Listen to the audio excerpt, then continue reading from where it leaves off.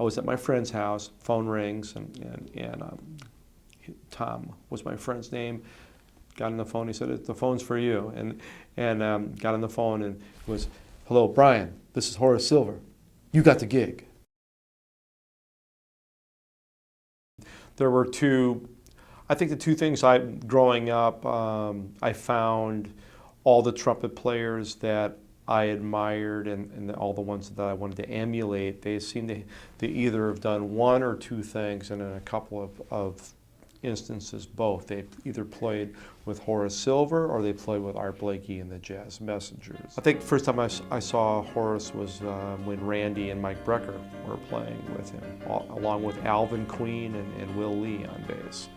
Great group, and and then subsequently after that, Tom Harrell, we started listening to those recordings like Silver and Brass and Silver and Wood, and I think that's where for a lot of people of my generation, Tom Harrell had a pretty big impact through Horace's music, and of course, like I said, it's one of the proving grounds. That's one big stream, and then the other big stream, and they're kind of related, is Art Blakey and the Jazz Messengers and all the trumpet players that came out of there, and in some cases, like in the case of Woody Shaw and Donald Byrd and Randy Brecker and myself, we played with both.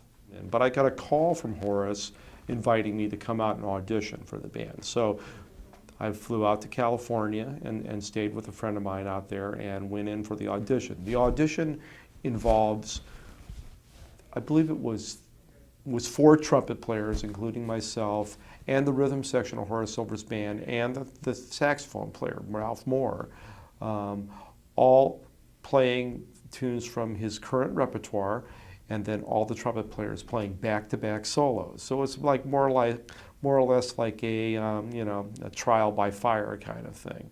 Everybody playing back-to-back. You could just hear everybody that you wanted to, and down the line. It wasn't like I hear you here, I hear you on this one. It's like you want to hear everybody play. We might have played like 4 or 5 tunes. So I mean, the audition went on for a couple of hours at least. So that was pretty interesting. I mean, I don't know if it was nerve-wracking. It was just a lot of fun. I mean, just to play with them.